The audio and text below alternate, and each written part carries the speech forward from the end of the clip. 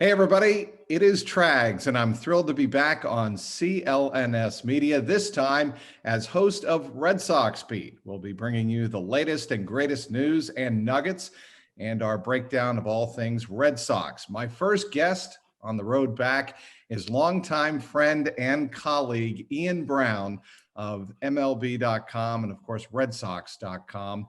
You can follow him on Twitter at Ian M. Browne with an E at the end. That's IANM BROWNE. You can find us at CLNSmedia.com. Follow us on Twitter at Red Sox CLNS. This is a thrill, Ian. Great to be back, and it's great to have you on the inaugural or the restart of Red Sox Beat with yours truly. How's my newly vaccinated friend doing? Yeah, I'm about hour and a half off my second vaccination shot, so feels good right now. Well, keep a glass of water by your side, and if I got one. I got one right here. That's good. That's very good. You've always been prepared. And how long have I known you?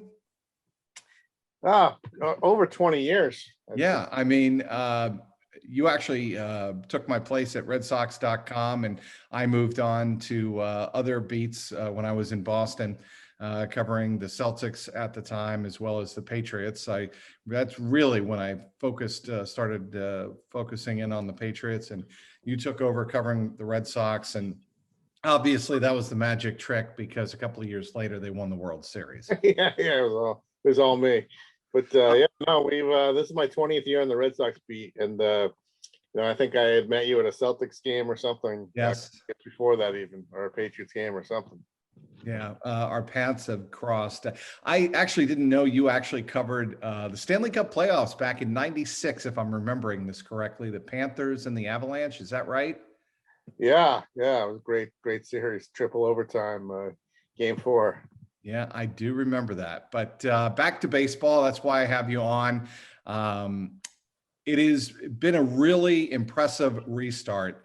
Alex Cora 2.0 for these Red Sox. After play on Sunday, the loss to Philadelphia 6-2. Red Sox still stand 29-19, tied with the surging Tampa Bay Rays atop the American League East. Tampa Bay winning 10 in a row to catch up with the Red Sox. They've been playing red hot baseball, and look out, the New York Yankees are starting to mash the ball like I think, Ian, all thought they would. And right now you've got a 3-team race atop the AL East.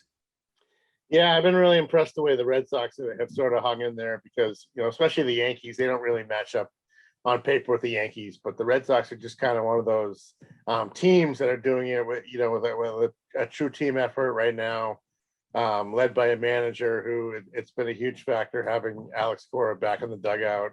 But they just have a bunch of grinders, Trags. You've seen, you've seen Red Sox teams like this before, who you didn't exactly expect. 2013 comes to mind, actually. 2013, I was thinking back in your wheelhouse, like 1999.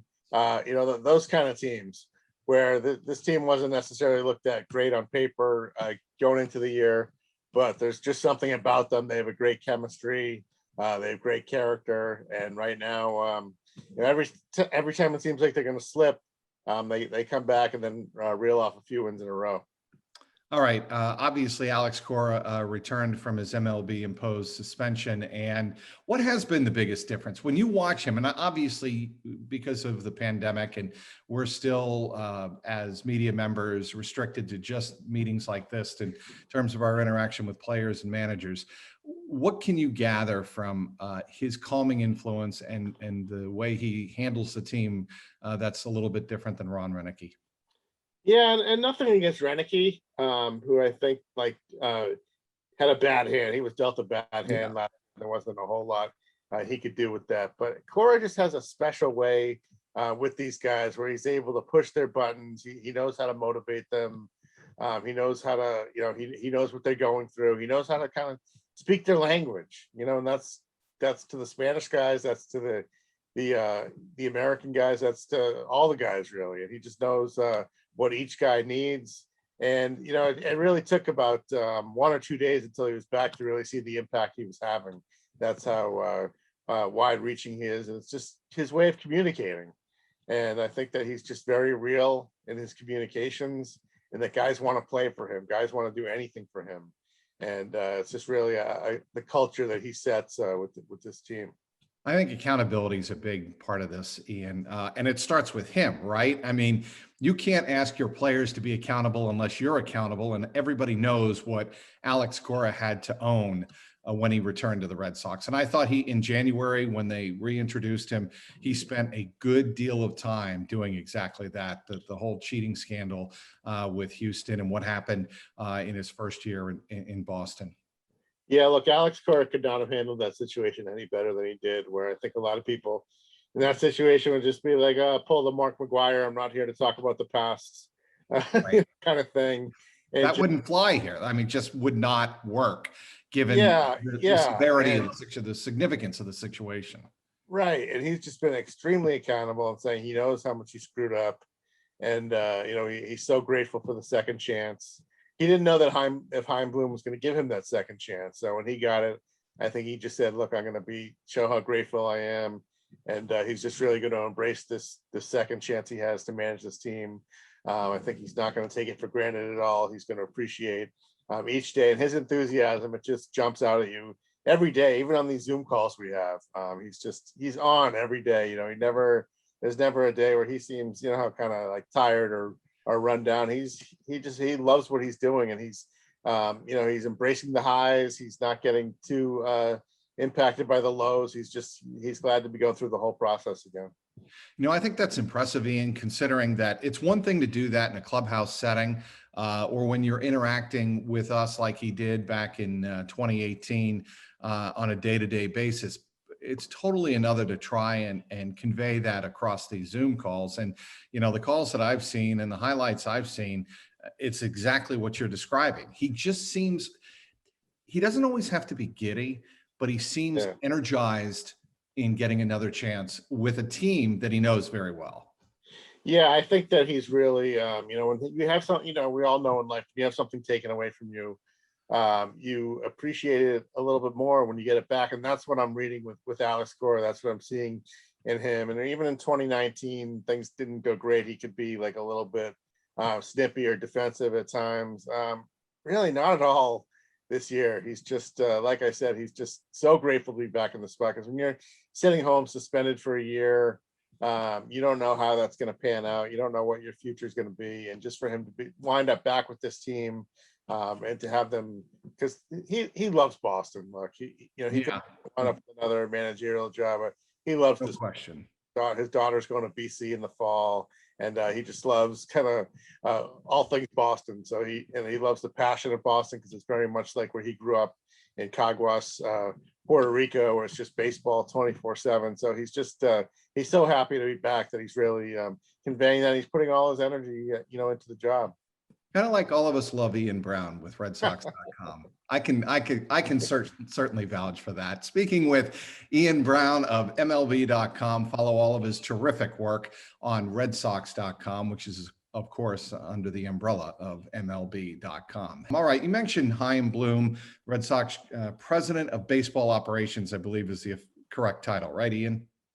Yeah. Chief Baseball Officer. Chief Baseball Officer, because nowadays you don't know whether he's a GM, Chief Baseball Officer, Director of Baseball Operations. Dave Dombrowski, if I recall, he had the Director of Baseball Operations title. President of Baseball Operations for Dombrowski. Eventually, I'll get it right. It's hard to keep track of all this stuff now. They're all just GMs. Yeah, essentially, for all intents and purposes, they're all GMs. They're running the baseball ship. And the reason I bring up Chaim Bloom is he made a lot of changes, I think, somewhat maybe, and I think the perception is at the direction of ownership to get under the salary cap. And he, let a couple of players walk up. We all know we've rehashed Mookie Betts a million times. I'm not going to do that right now. But, he also traded away Andrew Benintendi for Franchi Long Bomb Cordero, who did have, I loved your piece Sunday on MLB.com about just how long that home run was. Kind of put it in. That was impressive, man. It was like he put out all his frustration he had for the entire season in that one swing and just absolutely killed that ball. The cynics would say when he when he does eventually hit the ball, it goes a long, long way. And it did on Sunday in Philadelphia in that 6-2 loss. But he's remade, Chaim Bloom has remade the roster. And, I think the Red Sox and Bloom are very fortunate that the guys who have stayed around, the obvious ones, Xander Bogaerts, Rafael Devers, JD Martinez, and to a degree, Alex Verdugo, they've really helped carry the Red Sox while these other guys find their footing that have been brought in the offseason. Yeah, no question. But I think Chaim Bloom deserves some credit because he took a lot of heat when he took over. For people were saying, oh, he's just going to turn this into the Tampa Bay Rays. I mean, with ownership, it wasn't simply cutting payroll; it was more rebuilding the foundation because the farm system had really slipped. Yep. You just needed to rebuild the depth in the organization. So, as far as the Mookie Betts thing, it is a place you need to start because look, they had a decision to make. Are we going to take our chances that we can sign this guy in the offseason where we know we're not willing to go $450 million or whatever it was he signed for? We're willing to go 300, maybe 350 max. Are we willing to just roll the dice and let him walk for nothing? Or do we want to trade him now while we can still get something for him? You look back at what they got Verdugo, who's one of their best players right now. And they still have him. I think he's under team control for 4 more years. And they got Jeter Downs, who's their second or third ranked prospect right now. And another versatile catcher in Connor Wong, who could end up being a decent major leaguer. So you made a pretty good trade right there once you made the decision that you couldn't afford to roll the dice with Mookie. You thought you were going to lose him for free agency. And then you see some of the other moves he made where, he traded Brandon Workman and Heath Hembry at the deadline last year. And both those guys have done absolutely nothing since they left. And he got Nick Pivetta and Connor Siebold, who's a prospect, a righty prospect. And Pivetta has been probably their best pitcher so far this year. Biggest surprise. I mean, it was a tremendous surprise because this guy had underachieved for years in Philadelphia. And he was the quintessential guy who maybe just needed a change of scenery. And he's really brought into the Red Sox. He's brought into their pitching philosophy. And, it looks like a great trade. And the funny thing is now they have Workman back in their minor league system after the Cubs released him. So now maybe even get Workman back. So you traded, basically this trade was a huge home run no matter what happens from here. And some of the moves, he got Garrett Richards this offseason. He had a rocky start, his first 4 starts. He's been excellent ever since. So you see why they made that move. Kike Hernandez, signed him as a free agent. You kind of seeing what the energy he brings on a daily basis. Hunter Renfroe, offense has been inconsistent, but boy, his defense is right there. I mean, he was filling huge shoes defensively for JBJ. And, I've had a chance here in Cincinnati to see some of the National League action. JBJ just came through Cincinnati over the weekend, and he can still track the ball better than any center fielder I've ever seen.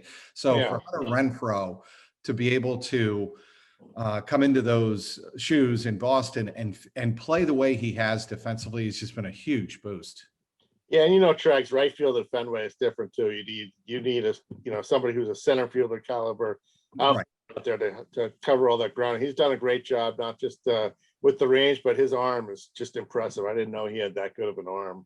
So that was another. That's you paid $3 million for this guy. So Chaim Bloom did some bargain shopping, and it's paid dividends already. Even Martin Perez at the bottom of the rotation.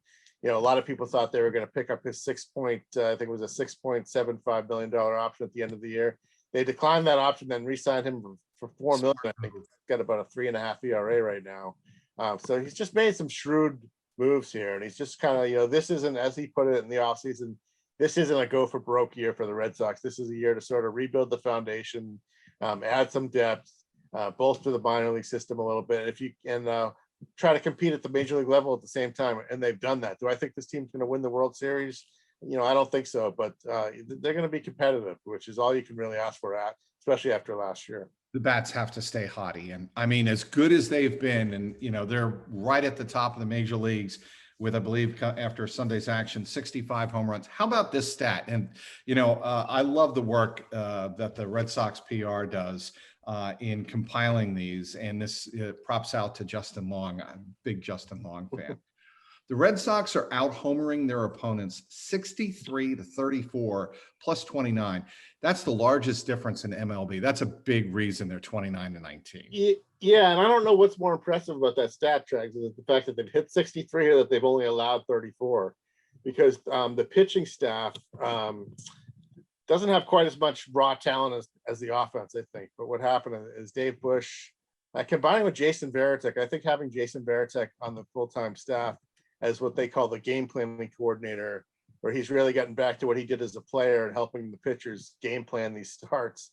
I think that's played a big. I think Jason Varitek maybe isn't getting as much credit as he deserves for the start this team is off to. You saw it when he was a player, the way they always maximize that pitching staff, and you're seeing it again. But yeah, that is impressive that they can hit home runs and and not allow them. Not give them up. I'll tell you what, as a one-time catcher, not just on the media team in our media league with the New York Riders, but the thing that impresses me about that, and where I think you have to give Jason Varitek a lot of credit in working with the staff, like you said, is not giving in. Because I think really 70% of home runs come when pitchers give in and they're trying to get a strike over the plate in a batter's count.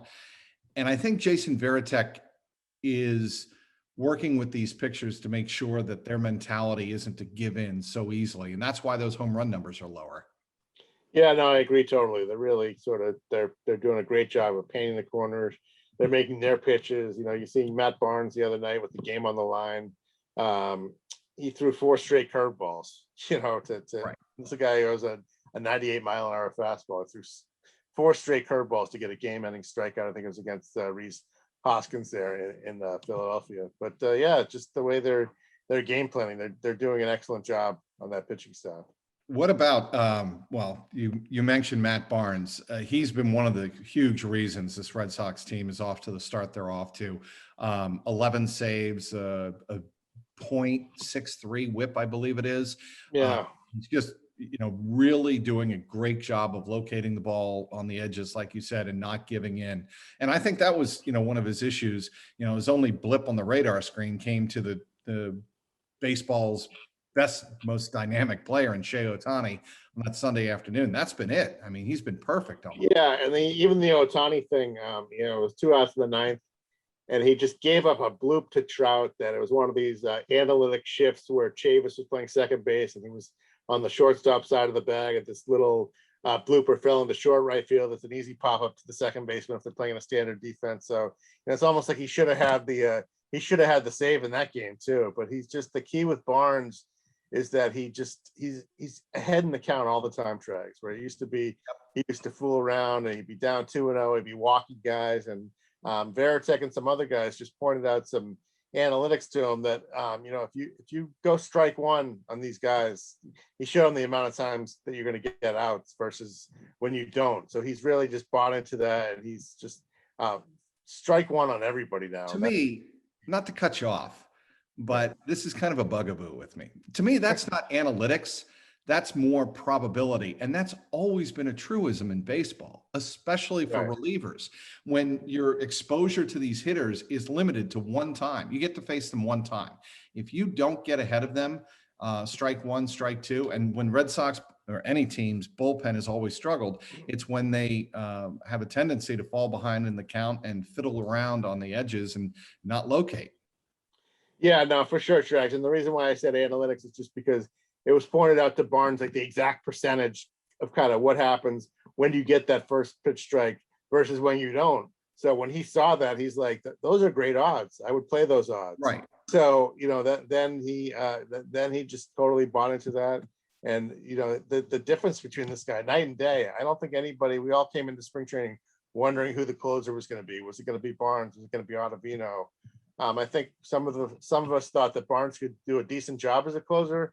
Nobody saw this coming. I mean, he's been as good as any closer in baseball so far this year, and he's in a free agent year too, so he's positioning himself to make a lot of money in the offseason. How do you read Nathan Eovaldi? He's tough to read, man. It's just, he is. He's got a big pitch mix. He throws a bunch of different stuff.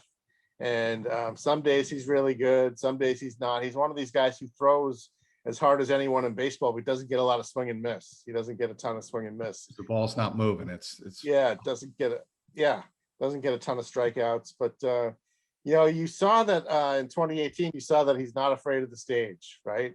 nope. To have him healthy, you know, going into October. There's certain guys, you know, Josh Beckett was another guy like this.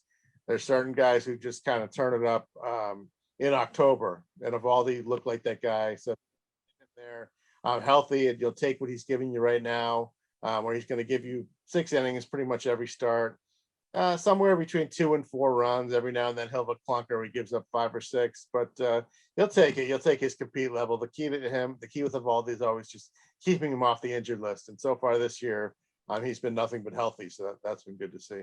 How much do you miss the clubhouse? Quite a bit. It's a lot different. Just not getting a chance to talk to these guys. It was nice, at least in spring training. I got to go to spring training for about 3 weeks, and you would kind of see guys out in the backfield, so you could at least say hi to them.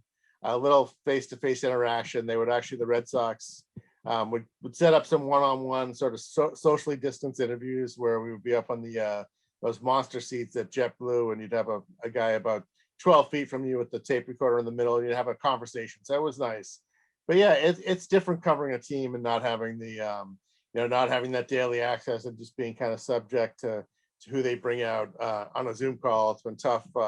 We have to really be able to build any relationships with the new guys on the team. Like, you know, some guys, Martin Perez, other than spring training last year, really haven't talked to him face to face. You know, it's all on Zoom. So that's been a little strange, but I think that maybe, you know, after the All-Star break, hopefully we can get a little bit more back to normal and then bring back some more of the in-person access. So is that what you're hearing or what you think might happen? Yeah, I mean, I don't know exactly how they're going to phase it back, Trags. I think a lot of it depends on how many of these teams get to the 85% vaccination threshold.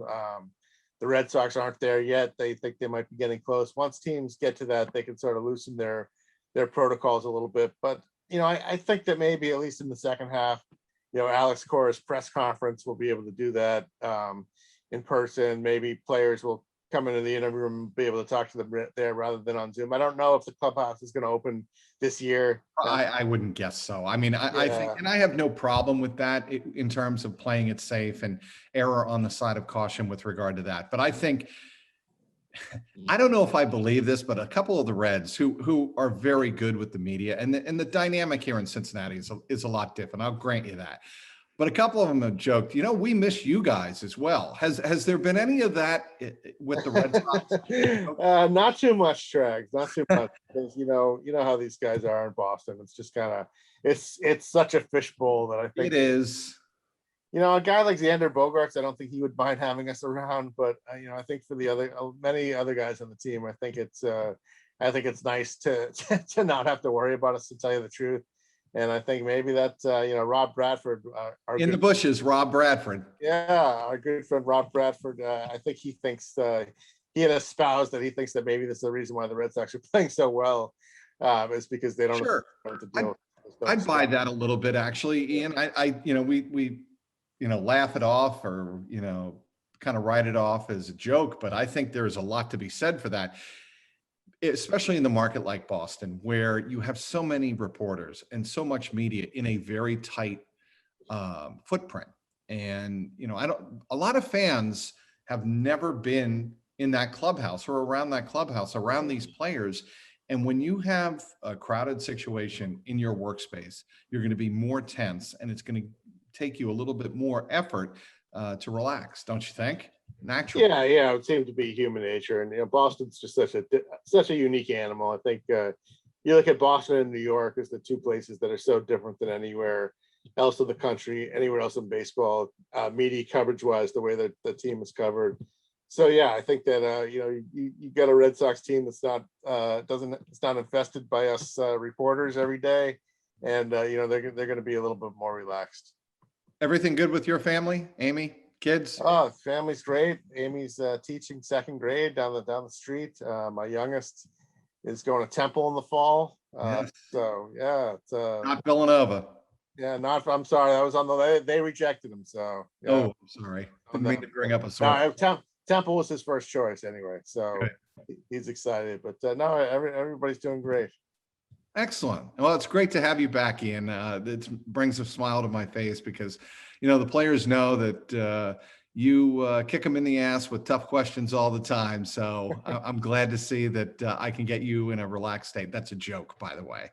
Poorly executed joke, but it's a joke. Ian Browne is one of the classiest, most well-liked reporters that's ever covered the Red Sox. And I don't think that's hyperbole. I think that's I appreciate that, Trags. You know, we try to keep it real with them. They know they can trust me. They know I'm going to ask fair questions, and I think I've done that through the years.